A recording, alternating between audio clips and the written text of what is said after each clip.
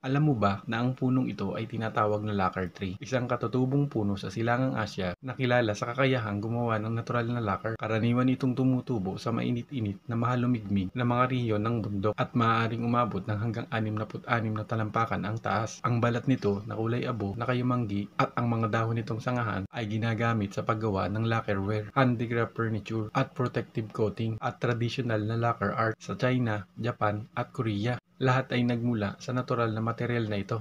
Ang maliit na nilalang na ito na may ulo ng isang daga, katawan ng isang usa at pangil ng isang baboy ramo ay tinatawag na mouse deer at isa sa pinakamaliit na mammal sa mundo na may kuko. Ang may sapat na gulang ay tumitimbang lamang ng mga 1.5 pounds. Ngunit hindi talaga ito isang usa at tiyak na hindi isang daga. Sa sarili nitong hiwalay na mga uri ng hayop, ang mga ito ay pinaniniwalaang mas matagal na umiral kaysa sa mga tao at halos magkapareho ang itsura nila mula pa noon. Alam mo bang may espesyal na tool sa pag-aayos ang mga pusa sa kanilang dila? Ang maliit na kawit na ito na parang istruktura sa kanilang dila na tinatawag na papillary. Ang mga papillary na ito ay kumikilos tulad ng maliliit na brush ng buhok na tumutulong sa mga pusa na linisin ang kanilang balahibo sa pamamagitan ng pag-alis ng dumi at maluwag na buhok na parang may built-in spa treatment. Ito ay isang live na eksena ng bodega ng logistic na ang mga robot ay nagbubukod-bukod ng mga package. Ang mga maliliit na dilaw na robot ay mahusay na umiiwas sa mga hadlang at tiyak na naghahatid ng mga package